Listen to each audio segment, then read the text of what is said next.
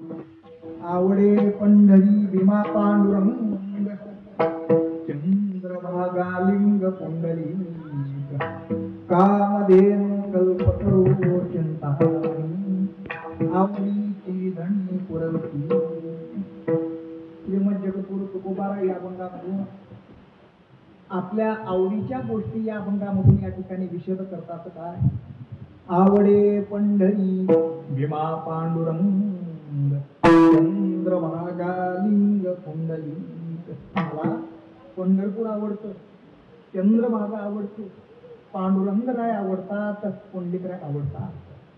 आता या सगळ्या गोष्टी आपण असं का आवडतात तर त्याचं उत्तर महाराज दृष्टांत देऊन या ठिकाणी सांगतात. कामधेनु कल्पतरू चिंतामणी आवडीची धणी पुरविती. ज्याप्रमाणे कामधेनु कल्पतरू चिंतामणी या माणसाच्या अंतकरणामधील सर्व इच्छा यथोचित पूर्ण करत असतात, त्याप्रमाणे माझ्या आवडीच्या ज्या काही गोष्टी आहेत त्या माझ्या अंतकरणामधील सर्व इच्छा यथोचित पूर्ण करतात. आवडीच्या विषयांमुळे सगळ्या इच्छा माझ्या आज पूर्ण झाल्यामुळे काय अनुभव मला आला म्हणून सांगतात. तुका म्हणे जीवा थोर झाले सुख आठवे हे भूक तहान काही. या आवडीच्या गोष्टींपासून मला सुखाचीच प्राप्ती झालेली आहे, त्यामुळे आता तहान भूक सुद्धा मला आठवत नाही, एवढं सुख मला प्राप्त झालं. आता हा झाला एक अभंगाचा आपला थोडक्यात भावार्थ. अभंगामधून तुकोबारायांनी त्यांच्या आवडीच्या गोष्टी या ठिकाणी सांगितल्या. माणसाच्या जीवनामध्ये ज्या काही अतिप्रिय गोष्टी असतात, म्हणजे ज्याचे विषयी मनामध्ये अत्यंत जिव्हाळा तळमळ आसक्ती असणं, म्हणजे त्याच्याबद्दल आवड असणं असं. आता आवड हा विषय बहुतांश करून सर्व सजीवांच्या ठिकाणी पाहायला मिळतो आणि प्रत्येकाला कशाची ना कशाची तरी आवड ही असतेच. पण प्रत्येकाची आवडीचे विषय हे ज्या त्या घटकावरती, ज्या त्या क्षेत्रावरती, ज्या त्या कार्यावरती अवलंबून असतात. कारण आवडीचा विषय हा एकच असतो असं म्हणता येत नाही, अनेक आवडीचे विषय होऊ शकतात. जसं एखाद्याला वाचायला आवडत असतं, मग त्याच व्यक्तीच्या ठिकाणी फिरण्याबद्दलची आवड दिसते. त्याच व्यक्तीला खाण्यामधील एखादा कुठला तरी पदार्थ आवडत असतो, हा त्याच व्यक्तीला भजन करायला सुद्धा आवडत असतो. म्हणजे अशा अनेक प्रकारच्या आवडी असू शकतात. तसं महाराज या ठिकाणी म्हणतात की मला पंढरपूर आवडतं, चंद्रभागा आवडते, पांडुरंगराय आवडतात, पुंडलिकराय आवडतात.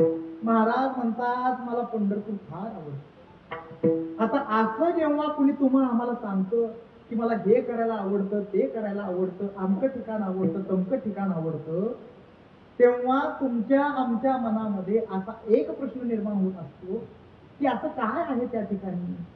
जसं महाराज म्हणतात की मला पंढरपूर फार आवडतं, मग असं त्या पंढरपूर मध्ये नेमकं आहे तरी काय. गावासारखं गाव, मंदिरासारखं मंदिर, देवासारखा देव, नदी सारखी नदी, आवडण्यासारखं जगाच्या वेगळं असं त्या ठिकाणी काय आहे. कसं असतं, आवडायचं जर म्हटलं तर आवडण्याचं काहीतरी प्रयोजन असावं लागतं. आणि आवड ही गोष्ट अशी असते की ती कुणी सांगून आवड आपल्यामध्ये निर्माण करत नाही, एखाद्या प्रमाणाने सिद्ध होऊन आवड निर्माण होत नाही. हे तुला आवडलंच पाहिजे असं म्हटलं म्हणजे आवड निर्माण होत नसते. आता एखाद्याला कारल्याची भाजी नाही आवडत, गोळानं माखलं तरी त्याच्याबद्दल आवड आम्हाला निर्माण होत नाही. म्हणून घरामधील मंडळी सांगतात अरे कारले आरोग्यासाठी, शरीरासाठी गुणकारक असतं, चांगलं असतं, असं सांगितलं तरी त्याच्याबद्दल आवड आम्हाला निर्माण होत नाही. म्हणून ते शरीरासाठी किती गुणकारक आहे हे विज्ञानाच्या प्रमाणाने सिद्ध करून जरी आमच्या पुढे ठेवलं तरी त्याच्याबद्दल आवड आम्हाला निर्माण होत नाही. म्हणून शेवटी रागानं हे तुला आवडलंच पाहिजे आणि हे तू खाल्लंच पाहिजे असं म्हटलं म्हणजे आवड निर्माण होते का. अहो एखाद्याला एखादी गोष्ट आवडतच नसेल तर ते तुला का आवडत नाही असा प्रश्न तुम्ही त्याच्यावरती करू नाही शकत. न आवडण्या पाठीमागं त्याचे कारण वेगळे असले पाहिजे नाही. पण आवडतच नाही म्हटल्यानंतर त्याला करणार काय? किंवा काही वेळेला काही गोष्टी या नाईलाजाने आवडून घ्याव्या लागत असतात. म्हणजे एखाद्याला डॉक्टर होण्याची इच्छा असते, पण नाईलाजाने शिक्षक व्हावं लागतं आर्थिक परिस्थितीमुळे अथवा अन्य कारणामुळे. पण आवड नसताना एखाद्याला आपल्याच घरामधील एखादी व्यक्ती कुणी आवडत नसते, पण नाईलाजानं ती आवडून घ्यावी लागते, हा भाग निराळा. नंतर केव्हा तरी त्याच्याबद्दल आवड निर्माण होते. आवड निर्माण होण्याकरिता दोन धर्म आणि एक प्रयोजन असावं लागतं, तेव्हा ती आवड निर्माण होते आणि ती दिसते. ती कुणी सांगून धाक दाखवून प्रमाणाने सिद्ध होऊन आवड निर्माण होत नाही. कायद्याने आवड निर्माण करता येत नाही. युक्ती प्रयुक्तीने आवड निर्माण होत नाही. मग ती आवड कशी असावी लागते? अंतरी आवड असावी लागते, मूळची मनाची आवड असावी लागते. आता ही अंतरी आवड मनाची आवड कशी निर्माण होत असते याचा विचार जर करायचा झाला तर तो सुद्धा आपल्याला करता. या जगतामध्ये प्रत्येकाला वेगवेगळं काही ना काही आवडत असतं. म्हणजे प्राण्यांना वेगळं आवडत असतं, पक्ष्यांना वेगळं आवडत असतं, माणसांना वेगळं आवडत असतं, देवाला वेगळं आवडत असतं, भूताची आवड वेगळी.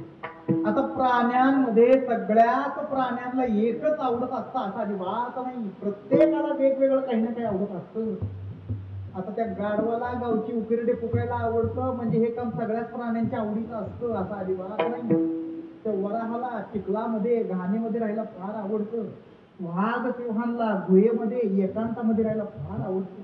आता हे जसं यांच्या राहण्याच्या बाबतीत आहे तसंच यांच्या खाण्याच्या बाबतीत सगळ्याच प्राण्यांना एकच खायला आवडतं असं अजिबात नाही. प्रत्येकाला वेगवेगळं आवडत असतं.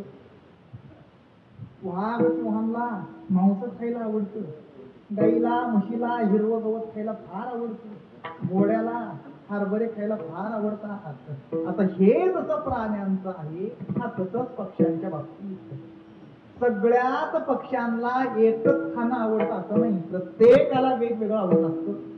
राजहंस मोतीचं वेचतो, बगळा माशीचं खातो, चिमण्यांना टिपलेलं धान्य खायला फार आवडतं. आता हे जसं पक्ष्यांचा आहे तसाच प्रकार माणसांचा.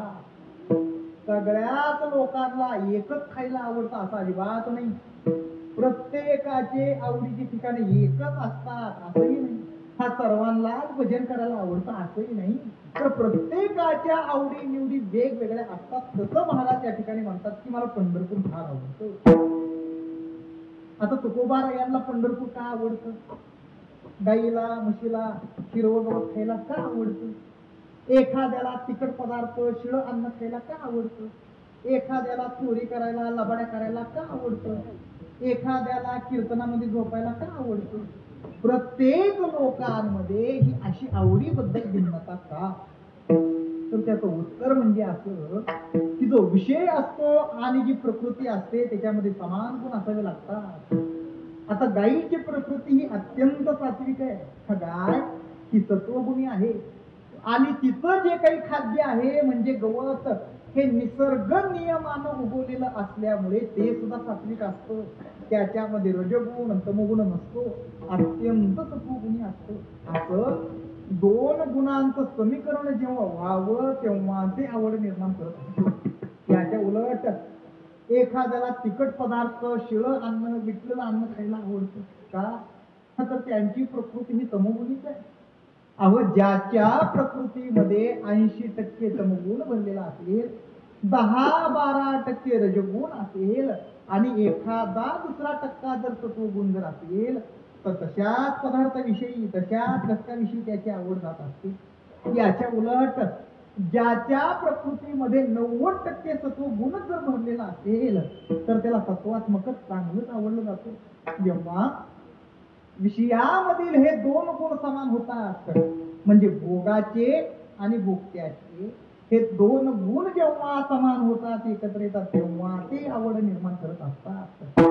आणि एकदा त्या गोष्टीची आवड आपल्याला निर्माण झाली की त्या गोष्टी त्या एकमेकांपासून बाजूला कधीच जात नसतात. अहो त्या गुंग्याला त्या कमलकंदाची किती आवड असते हो. ते कमळ सकाळी उमलल्यानंतर तो गुंगा त्याच्यामध्ये जाऊन बसतो, त्यामधील मकरंद सेवन करत राहतो. सायंकाळ झाली तरी त्याचं भान त्या गुंग्याला राहत नाही. सायंकाळ झाल्यानंतर ते कमळ मिटल्यानंतर तो गुंगा आतमध्ये अडकून दूध मरून जीव देतो, पण ते कमळ तो अखेरपर्यंत सोडत नाही. त्या गुंग्यानं जीव दिला, प्राण दिला, पण ते कमळ त्याला शेवटपर्यंत सोडलं नाही. हे असं का? तर त्या गुंग्यामधील गुण आणि कमळामधील गुण हे समान असतात, एकत्र येतात आणि हे एवढी अशी आवड निर्माण करतात. आता हे सगळं सांगण्याची गरज आपल्याला का पडली? तर आवड निर्माण का होती याच्यासाठी.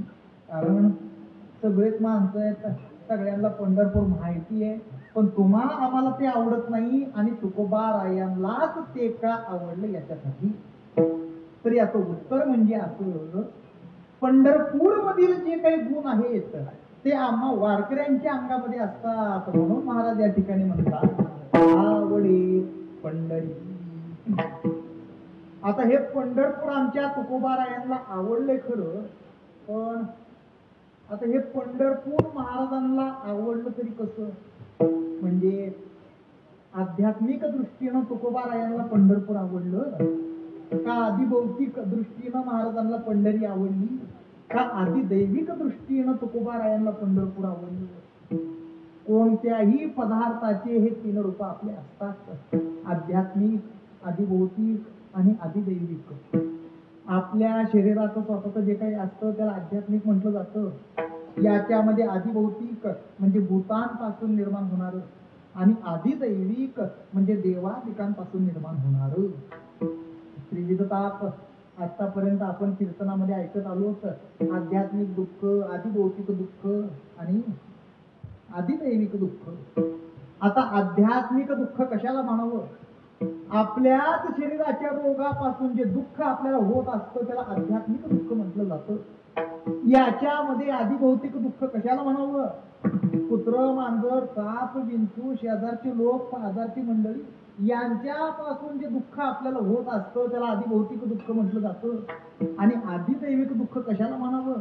मंत्र, तंत्र, राक्षस, पिशाच, नैसर्गिक आपत्तीपासून देवादिकांपासून जे दुःख आपल्याला होत असतं त्याला अधिदैविक दुःख म्हटलं जातं. म्हणजे कोणतेही सुख, दुःख, आवड, निवड या त्रिपुटीवरतीच अवलंबून असते. जे स्थावर दिसतं त्याला आध्यात्मिक म्हटलं जातं, जे अगोचर आहे, अदृश्य आहे त्याला अधिदैविक म्हटलं जातं. म्हणजे तुकोबारायांना हे पंढरपूर आवडलं, मग आता हे पंढरपूर महाराजांना आवडलं तरी नेमकं कसं? म्हणजे आध्यात्मिक दृष्टीनं तुकोबारायांना पंढरपूर आवडलं का? म्हणजे त्या पंढरपूरच्या बाहेरच्या डोलाऱ्यांनी तुकोबारायांना पंढरी आवडली आहे का? नाही. आधी भौतिक दृष्टीनं सुद्धा महाराजांना पंढरी आवडली नाही. मग आवडली तरी कशी? आधी दैविक दृष्टीनं. कसं? जो दिसत नाही असा परमात्मा तेथे आहे, त्या परमार्थाच्या दृष्टीने म्हणजे त्याच्या आवडीने ती आवड निर्माण झाली. एक विषय तो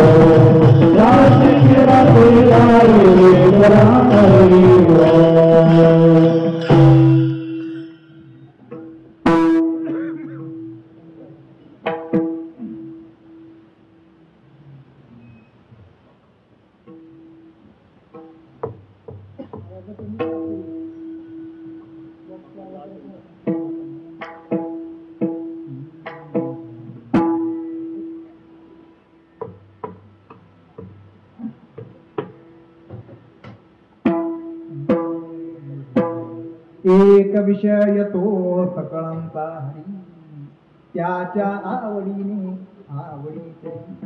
हा त्या गवळणींची काय अवस्था झालेली होती हो. सोय सुखाचे झाले अनुभव, एक एकी पाशी सांगतील भाव. अवघ्या अवघा हा कैसा नवलाव, सर्व साक्षेची तेथेची त्यांचा जीव. गवळणी भगवान श्रीकृष्ण परमात्म्या करता काय काय करायचे हो. भगवंतासाठी सगळं काही आवडून घ्यायच्या. यशोदा मातेचं रागवणं सुद्धा भगवंता करता आवडून घ्यायच्या. भगवंतानी खोड्या काढल्या तरी ते सुद्धा आवडून घ्यायच्या. भगवंतानी मडकी फोडलं तरी ते सुद्धा आवडून घ्यायच्या. का? एक विषय तो सकळांचा हरी, त्याच्या आवडीने आवडी इतरी. याला म्हणावं अधिदैविक आवड. म्हणजे अशा दृष्टीने तुकोबारायांना हे पंढरपूर आवडलं.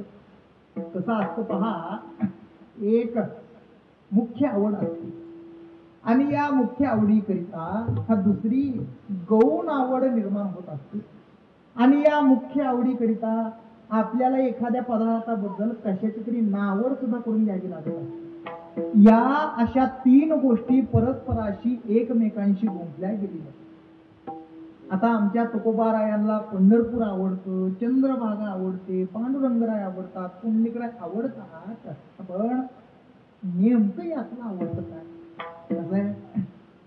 प्रत्येक संसारिक माणसाच्या घरी चार गोष्टी असतात. चार गोष्टींचाच प्रपंच असतो ना. कोणत्या?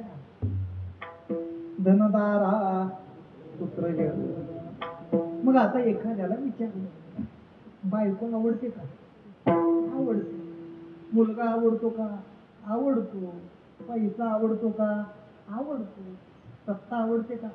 कोणाला सत्ता आवडत नाही? बायको, मुलगा, पैसा, सत्ता, प्रतिष्ठा, हे सगळं जे काही आहे ते तुम्हा आम्हाला सगळ्यांना हे सगळं आवडतं खरं.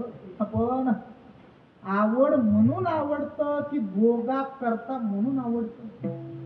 मुला करता मुलगा माणसाला आवडतो का भोगा करता म्हणून मुलगा माणसाला आवडतो? पैशा करता पैसा माणसाला आवडतो का भोगा करता म्हणून पैसा माणसाला आवडतो? काय दिसायला चांगला दिसतोय, कोऱ्या खरखरीत नोटा आहेत, मग त्या तिजोरीमध्ये अशाच पाहायला आम्हाला आवडतात का त्या पैशामधून आम्हाला सुखाच्या गोष्टी घेता येतात म्हणून पैसा आम्हाला आवडतो?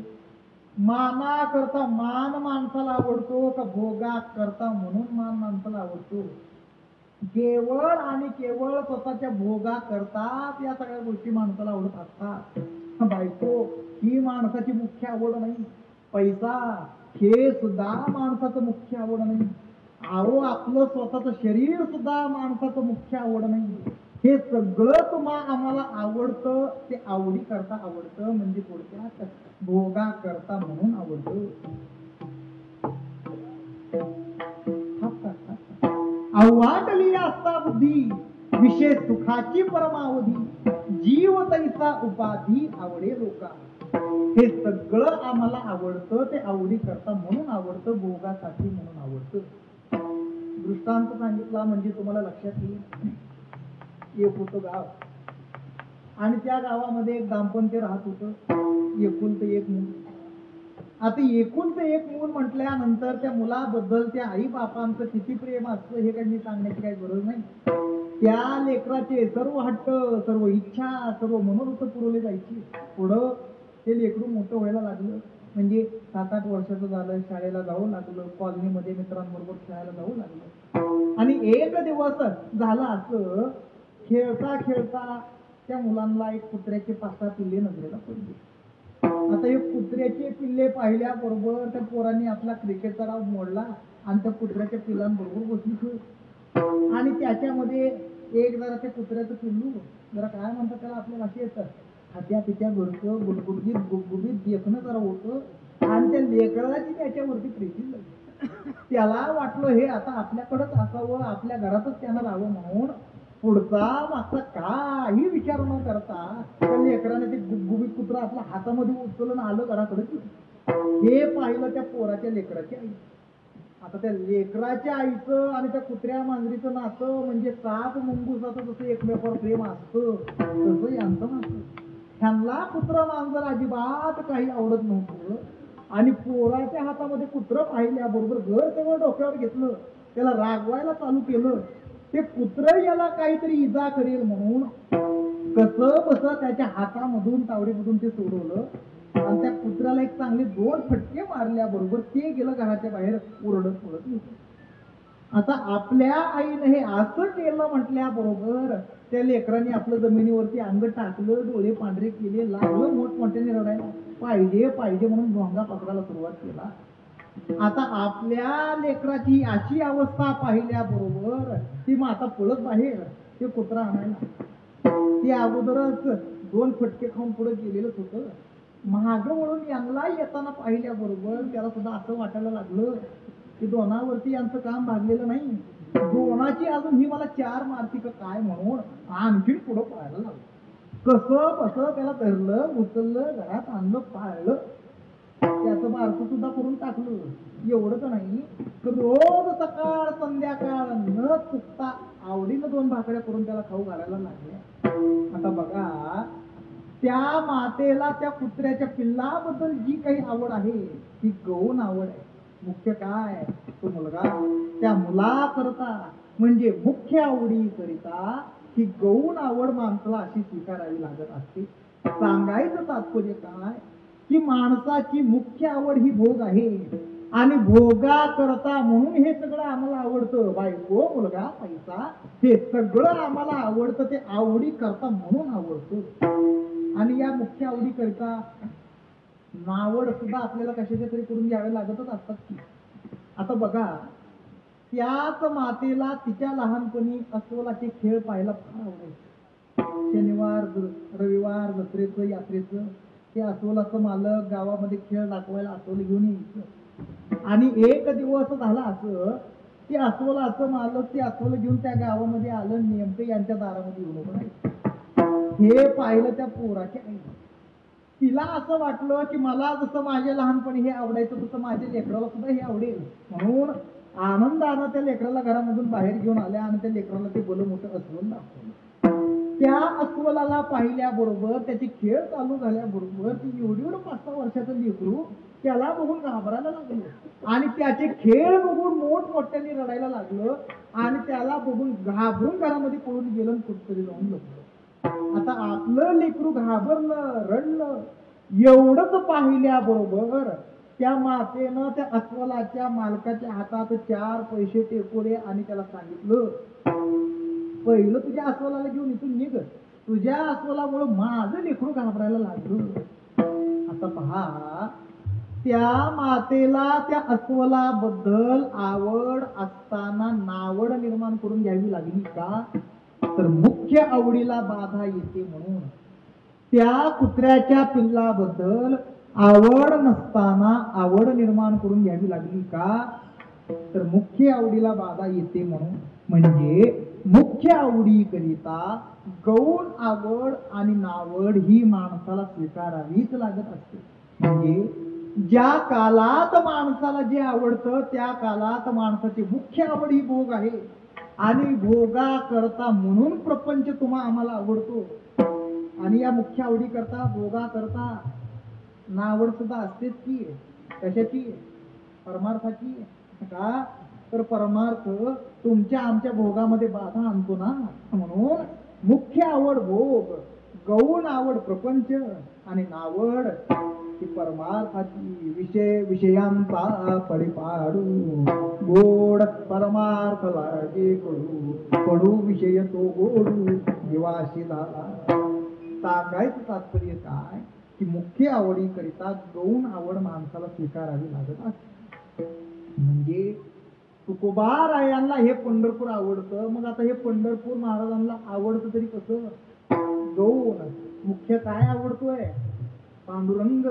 पंढरीमध्ये पांडुरंग आहे म्हणून तुकोबारायांना पंढरपूर आवडतं. म्हणजे बाकीच्या सगळ्या गौण आवडी आणि पांडुरंगराय मुख्य आवड असं आपल्याला या ठिकाणी म्हणता येतं अथवा अशा प्रकारचा एक भाव होतो. परंतु कसं आहे, प्रस्तुत अभंगामध्ये आमच्या तुकोबरायांनी मुळातच त्यांच्या आवडीच्या 4च गोष्टी या ठिकाणी सांगितल्या.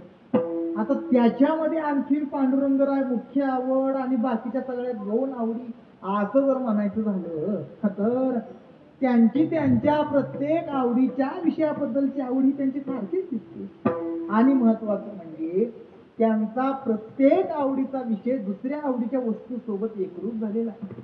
जसं एखाद्याला पुरी भाजी खायला आवडते, मिसळपाव खायला आवडतो, इडली सांबर खायला आवडतो. मग आता नुसती पुरी आणि नुसती भाजी ही वेगवेगळे खाऊन पोट भरत नसतं, ते दोन्ही एकत्र खावं लागतं, तेव्हा त्याची तृप्तता होत असते. तसं तुकोबारायांना हे पंढरपूर आवडतं ते त्या ठिकाणी असणाऱ्या पांडुरंगरायामुळे. आता पांडुरंगरायाला पंढरीमध्ये आणावयास कारणीभूत कोण? पुंडलिकराय. म्हणून पुंडलिकरायांची आवड. आणि हे सगळं ज्या ठिकाणी आहे त्या ठिकाणचं पवित्र जलप्रवाह म्हणजे चंद्रभागा.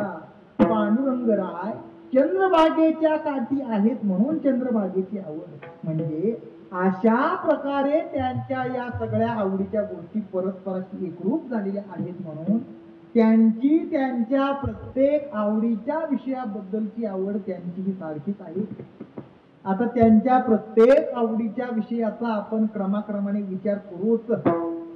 पण दुसरी एक महत्वाची गोष्ट आहे ती म्हणजे अशी की जेथे प्रयोजन असतं ती गोष्ट माणसाला आवडत असते. माणसाचा मुख्य हेतू जो काही असतो, मुख्य स्वार्थ जो काही माणसाचा असतो, तो आवड असणाऱ्या गोष्टीमधून तो माणसाला भेटत असतो म्हणून त्या गोष्टी माणसाला आवडत असतात. आणि मुख्य काय आहे? सुख. तुम्ही कोणत्याही पदार्थाचा, कोणत्या विषयाचा, कोणत्या घटकाचा कसाही अभ्यास करा, कुठल्याही दिशेनं जा, कुठल्याही मार्गाने या, ते शेवटी एकाच ठिकाणी येऊन थांबतो. कुठं? सुखाजवळ. बायको का, मुलगा का, पैसा का, हे सगळं भोगासाठी जरी आम्हाला आवडत असलं तरी त्या भोगामधून साध्य होणारा तुमचा आमचा हेतू काय आहे? सुख. अहो हजारो नद्या जरी असल्या तरी शेवटी तर समुद्राला जातात ना. मग हे सगळे जे काही तुम्ही आम्ही प्रयत्न करत असतो, दान धर्म, चांगले वाईट कर्म, परमार्थाचे अथवा प्रपंचाचे जी काही दिवस रात्र तुम्ही आम्ही खटपट करत असतो ती केवळ आणि केवळ सुखासाठीच. पण याच्यामधून सुख मिळतं की नाही मिळत हे ज्याची त्याला ठाऊक. पण आमचे तुकोबाराय तर स्पष्टपणे सांगतात, सर्व सुखाची आशा जन्म केला, सर्व सुखाची आशा जन्म केला,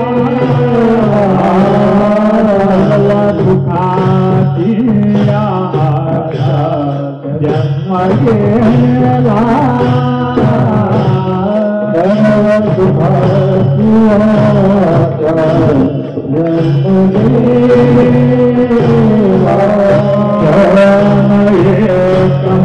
केला,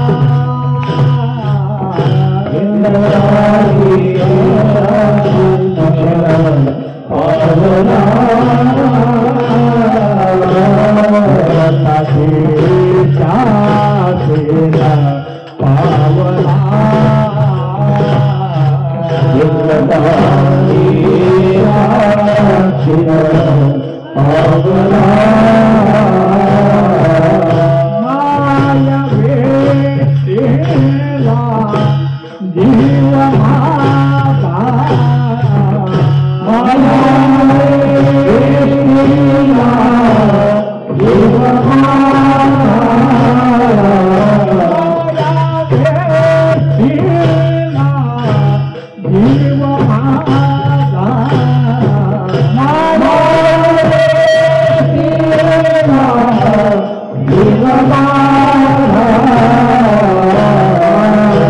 स्वयताने नसे कोणी माझे स्वयताने नसे कोणी माझे स्वयताने नसे कोणी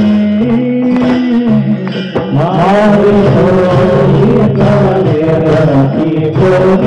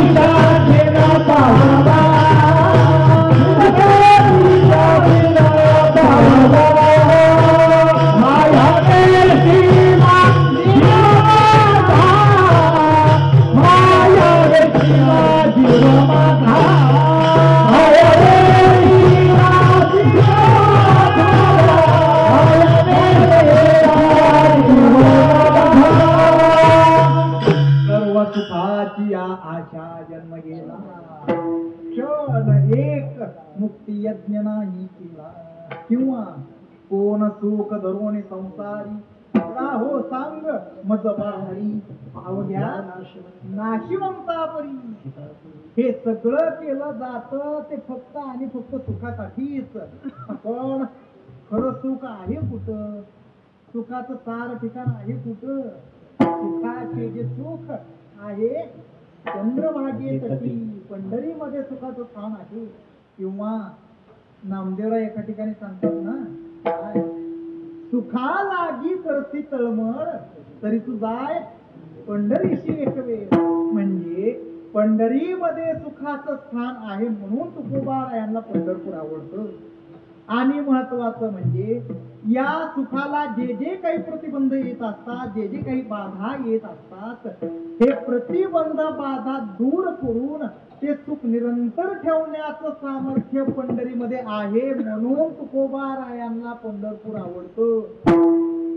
माणसं घराला कंपाऊंड करतात, बागेला कुंपण करतात, शेताला बांध घालतात, सीमेवरती जवान शस्त्र बाळगतात. हे सगळं कशासाठी आणि का? सुरक्षा राहावी म्हणून. आणि सुरक्षा जर नसेल तर, शेताला जर बांध जर नसला तर काय होत असतं अनुभव आहे सगळ्याला. सुरक्षा जर नसेल तर प्रतिबंध येत असतात, बाधा येत असतात. तसं सुख जरी असलं, पंढरपुरात सुख जरी असलं तरी देखील या सुखाला सुद्धा बाधा येणाऱ्या, प्रतिबंध आणणाऱ्या काही गोष्टी आहेत. आता या सुखाला बाधा येणाऱ्या, प्रतिबंध आणणाऱ्या ज्या काही गोष्टी आहेत त्यामधली पहिली गोष्ट आहे ती म्हणजे दोष, दुसरी गोष्ट आहे पाप आणि तिसरी गोष्ट आहे अहंकार. या गोष्टींमुळे सुखाला बाधा येत असतात आणि या सगळ्या गोष्टी डोंगरासारख्या हव्या पसरल्या. आता या सगळ्या गोष्टी पार करायच्या आणि तेव्हा कुठं आपल्याला सुखप्राप्ती. आपल्याकडं अहंकार घालवण्याच्या गोष्टी आम्ही कधीच करत नाहीत. उलट आमचा अहंकार अजून वाढेल कसा याच्यासाठी खटपट करणारे तुम्ही आम्ही आहोत. पाप घालवण्याच्या गोष्टी माणसं कधीच करत नसतात. उलट पापाचे रांजणं आमची अजून का भरत नाहीत याच्यावरती चिंता करणारे तुम्ही आम्ही आहोत. दोष घालवण्याच्या गोष्टी आम्ही कधीच करत नाहीत. उलट आमचे दोष आणखी वाढतील कशी याच्यासाठी प्रयत्न करणारे तुम्ही आम्ही आहोत. आता या जगामध्ये दोष आहेत बरं का, नाही आता. मग आता या जगतामध्ये दोष आहेत तरी नेमके किती? 5, 10, 15, 100, 20, 500, 200, 1000 अशी जर या दोषांची जर संख्या जर आपल्याला सांगता येत असली तर आमच्या तुकोबारायांनी आपली विधानं खर्ची घातलीच नसती. किती दोषात येऊ परिहार, गुण दोषे मळले अंतर, आधी वर्तमान भविष्याकार लागे अंतकार नाही ऐसे. जीवाच्या दोषाचा अंतच लागत नाही, एवढे या जगामध्ये दोष आहेत. पण आपल्याला ते दोष कधीच वाटत नाही. मग कितीही प्रपंच केला, कितीही काही केलं तर दोष वाढतील का कमी होतील? हे म्हणजे आगीत तेल टाकल्यासारखंच आहे की हो वाढणारच. मग हे दोष जर घालवायचे असतील तर हे दोष घालवण्याकरिता काय केलं पाहिजे, काय करावं? महाराज म्हणतात हे सगळे दोष जर तुम्हाला घालवायचे असतील तर हे दोष घालवण्याचं ठिकाण कुठलं आहे त्याचा पत्ता मी तुम्हाला सांगतो. तिकडं तिकडं दुसरीकडे कुठंच फिरत बसू नका. या सगळ्या दोषातून जर तुम्हाला जर मुक्त व्हायचं असेल तर ते दोष घालवण्याचं ठिकाण या जगतामध्ये दुसरीकडे कुठेच नाही. ते ठिकाण जर कोणतं असेल म्हणाल तर ते ठिकाण पंढरी आहे. हा पंढरीमध्ये सगळ्याच दोषाचं निवारण होत.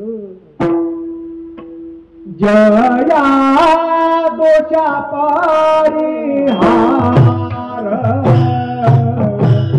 जया दोषा परिहार,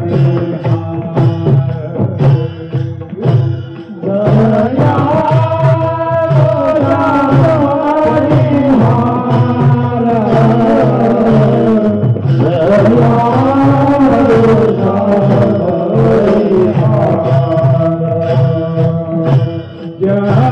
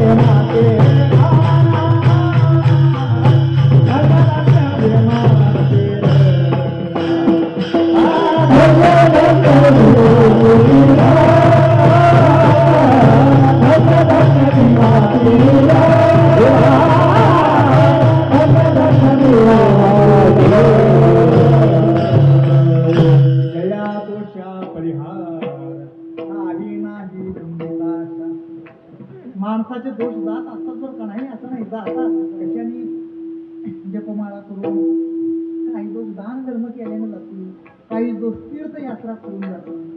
पण एखादा जर समजा महादोष जर असेल जो तुम्हाला घालवताच येत नाही असा, नाही नाही धुंडिता शास्त्र असा दोष कुठेच जात नाही, ती हरती अपार पंढरपूर देखलिया. म्हणजे दोषाच्या निवृत्तीचं स्थान पंढरी आहे. या दोषापासून सुखाला जी बाधा येत होती ती बाधा दूर करून सुख देणारी पंढरी असल्यामुळे महाराज या ठिकाणी म्हणतात आवडे पंढरी. आता दुसरं आहे ते म्हणजे पाप. सुखाला पापाचा मोठ्या प्रतिबंध असतो. पापामुळे सुखप्राप्ती न होता दुःखच माणसाला भोगावं लागत असतं. म्हणून आजपर्यंत जे काही आपल्या हातून बरे वाईट कर्म घडलेले आहेत, जे काही पाप झालेले आहेत, हे पाप घालवण्यासाठी लोक तीर्थयात्रेला जात असतात, तीर्थयात्रा करतात. आपल्या भारत देशाचा महिमा असा आहे की सगळ्याच पापापासून मुक्त करणारे तीर्थक्षेत्र आपल्या भारतात आहेत, की ज्या ठिकाणी आम्ही गेलो असता आमचे सगळे पाप क्षालन होतात असे. मग कोणते तीर्थक्षेत्र आपल्या भारत देशात आहेत की ज्या ठिकाणी आम्ही गेलो असता आमचे सगळे पाप जातात असे? देश पावन कुरुक्षेत्र, अयोध्या देश अति पवित्र, गंगा यमुनेचे उभय तीर, पवित्र अपार अर्बुदाश्रम, कलाप ग्राम नंदी ग्राम, पावन देश बद्रिकाश्रम, पंचवटी श्रीरामाश्रम, पावन परम गौतमी तट, जेथ लागले श्रीरामचरण, पावन देश दंडकारण्य, मथुरा गोकुळ वृंदावन, परम पावन ब्रह्मगिरी, निर्दाळी सकळ पापासी, पुण्यक्षेत्र जे का काशी, पुण्य देश वाराणसी, साधकांची अतिसाई.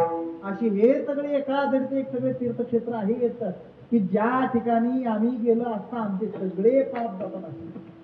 पण आमचे तुकोबाराय म्हणतात ते सगळे तीर्थ पावन पवित्र जरी असले, पाप घालवणारे जरी असले, तर या सगळ्या तीर्थक्षेत्रांचा हिशोब तुम्हाला मी जरा गणितामध्ये जरा सांगतो. म्हणजे कसं, मग महाराजांनी आम्हाला सांगायला चालू केलं.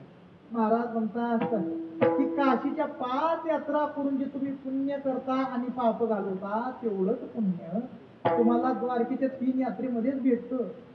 काशीच्या 5 यात्रा करून जे पुण्य आम्ही करतो आणि पाप घालवतो तेवढंच पुण्य द्वारकेच्या 3 यात्रेमध्येच आम्हाला भेटतो. आणि द्वारकेच्या 3 यात्रा करून जे पाप आम्ही घालवतो आणि पुण्य करतो तेवढंच पुण्य पंढरपूरच्या एकाच यात्रेमध्ये आम्हाला भेटतो. काशी यात्रा 5, द्वारकेच्या 3, पंढरीची दान एक यात्रा. म्हणजे पंढरपूरच्या एका वारीचं महत्व हे एवढं आहे आपलं. म्हणजे हे सगळे तीर्थक्षेत्र पाप घालवणारे जरी असले तरी या सगळ्या तीर्थक्षेत्रांच्या हिशोब गणितामध्ये असं आहे. आता आमचे तुकोबारा हे सांगतात एवढ्यात आमच्या नामदेवरायांनी जरा या गोष्टीला जरा टेकन जरा दिलं. नामदेवराय म्हणतात, अहो तुकोबाराया, अहो हे सगळं तुम्ही सांगताय खरं, आपण सांगताय म्हणजे सगळं नंतरचं म्हणजे यात्रा केल्यानंतर. पण म्हणले मी तुम्हाला त्याच्या पुढे आणखीन जरा जाऊन सांगतो. म्हणजे कसं, अहो त्या यात्रा करण्याकरिता त्या ठिकाणी जावं लागतं, पोचावं लागतं, मग ती यात्रा करणार. मी काय सांगतो ते ऐका, मी तुम्हाला त्याच्या पुढे आणखीन जाऊन सांगतो. मग नामदेवरायांनी आम्हाला सांगायला चालू केलं. नामदेवराय म्हणतात की वाराणसीला जाण्याचा संकल्प करून 1 महिना त्या वाराणसीच्या दिशेने चालत गेल्यानंतर जेवढं पुण्य आमच्याकडून घडतं आणि पाप जातं तेवढंच पुण्य गोदावरीला जाण्याचा संकल्प करून 1 दिवस त्या गोदावरीच्या दिशेने जरी आम्ही चालत गेलो तरी तेवढ्याच पुण्यासमान ते ठरतं. 1 महिना वाराणसीला चालत जात असताना जेवढं पुण्य आमचं महिनाभरामध्ये होतं तेवढंच पुण्य गोदावरी परिक्रमा करण्याकरिता आम्ही 1 दिवस जर त्या गोदावरीच्या दिशेने गेलो होतो मग ते 5 किलोमीटर होऊ द्या नाहीतर 10 किलोमीटर तरी होऊ द्या, पण तेवढ्याच पुण्यासमान महिनाभराचं पुण्य एका दिवसामध्ये आम्हाला साध्य होतं.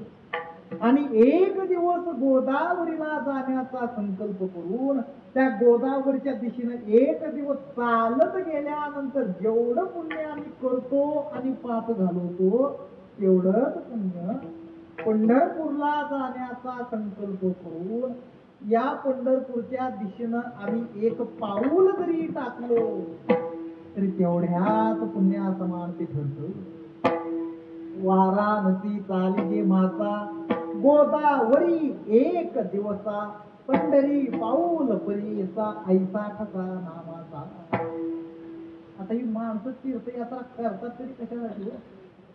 गावाकडे बसून जे काही पाप केलेलं असतं आठवा अनावधानानं घडलेलं असतं ते पाप घालवण्यासाठी लोक तीर्थयात्रेला जातात, तीर्थयात्रा करतात. परंतु कसं आहे, जो मनुष्य गावाकडे 1 मिनिट कवा गप्प बसत नाही, पाप केल्याशिवाय जो मनुष्य गावावर कधी राहत नाही, असा मनुष्य जर समजा तीर्थयात्रेला पाप जर घालवायला जर काय केला तर तो बाबा तीर्थक्षेत्राच्या ठिकाणी गुन्ह्या गोविंदानं जाऊन गप्प बसेल का?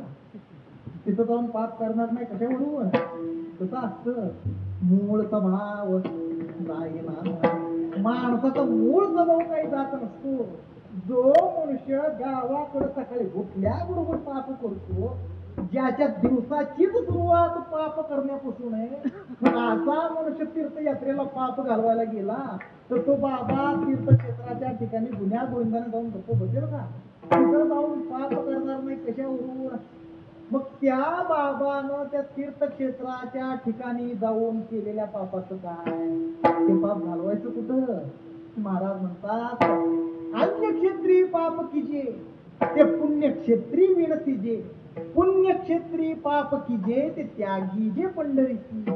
महाराज म्हणतात गावाकडचं पाप तीर्थक्षेत्राच्या ठिकाणी जाऊन घालवता येतं आणि तीर्थक्षेत्राच्या ठिकाणी जर तुम्ही पाप केलं तर ते पंढरपूरमध्ये येऊन घालवावं लागतं.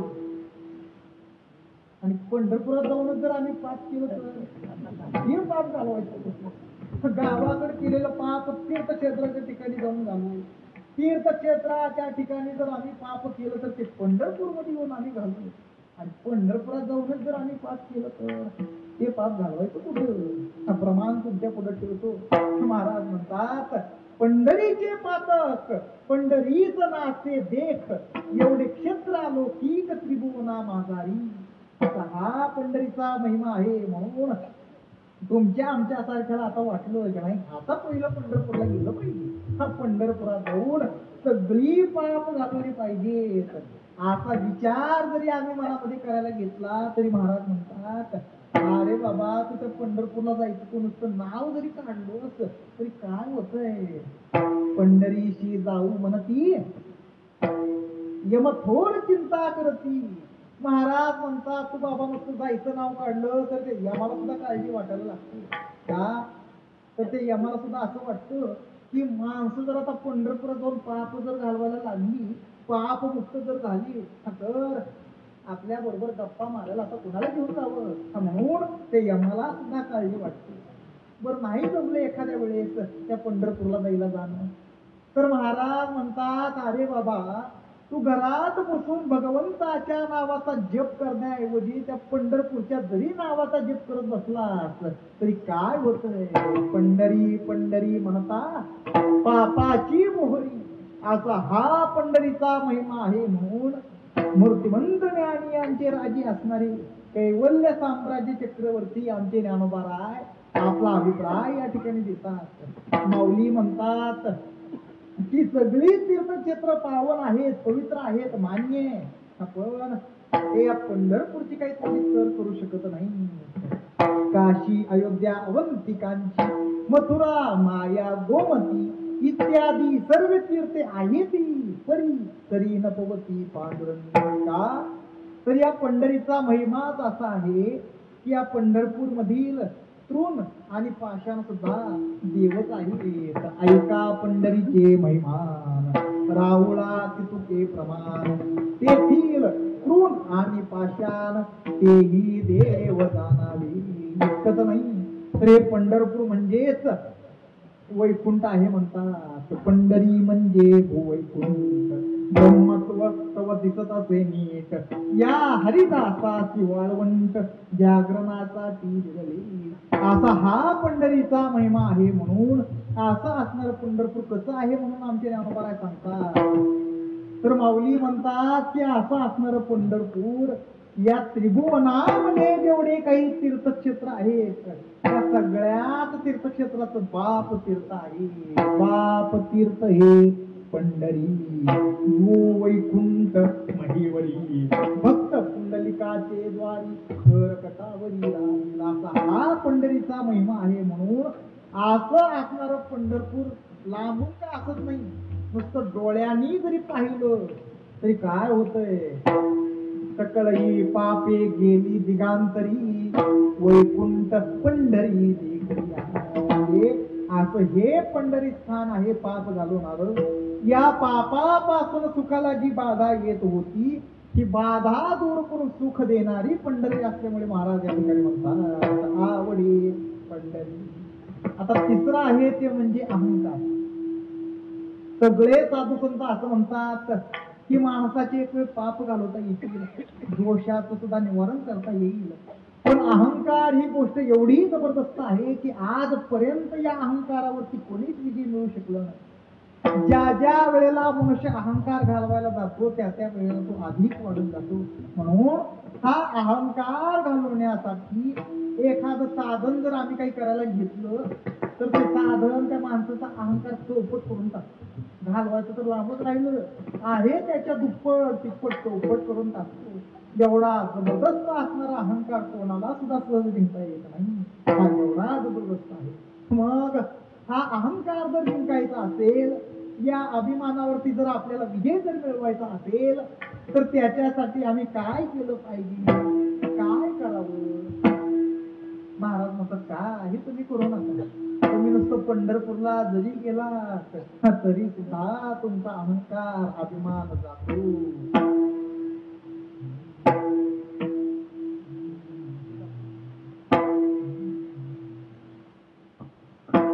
एवढा जबरदस्त असणारा अहंकार हा सुद्धा अहंकार महाराज म्हणतात पंढरपूरला नुसतं जरी गेलास तरी तुझा हा अहंकार अभिमान जातो.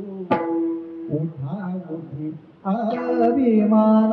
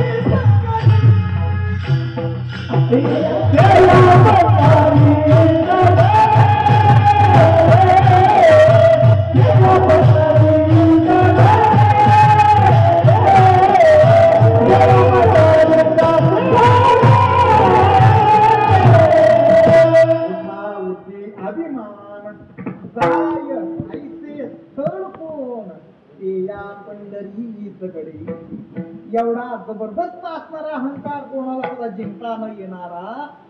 पण महाराज म्हणतात अरे बाबा तो किती जरी जबरदस्त असला तरी तो पंढरपूरमध्ये तो काही होत नाही. का? पंढरपूरमध्ये अहंकार अभिमान का होत नाही? पंढरपूरमध्ये अहंकार न होण्या पाठीमागं काय कारण आहे? पाया पडे जन एकमेका पंढरीची नाही अभिमान. पाया पडे जन एकमेका म्हणजे असं हे पंढरी स्थान आहे. पाप घालवणार, दोष घालवणार, अहंकार घालवणार आणि महत्वाचं म्हणजे सुख प्रदान करणारी ही पंढरी असल्यामुळे महाराज या ठिकाणी म्हणतात आवडे पंढरी भीमा पांडुरंग चंद्रभागालिंग पुंडलिक कामधेनु कल्पतरो चिंतामणी आवडीची धनी पुरविती. महोदय या लवकर या.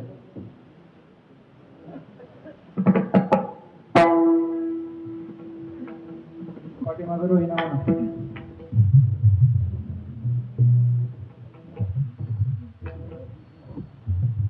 आवडे पंढरी भीमा पांडुरंग आवडे पंढरी भीमा पांडुरंग आवडे पंढरी भीमा पांडुरंग आवडे पंढरी भीमा पांडुरंग आवडे पंढरी भीमा पांडुरंग आवडे पंढरी भीमा पांडुरंग आवडे पंढरी भीमा पांडुरंग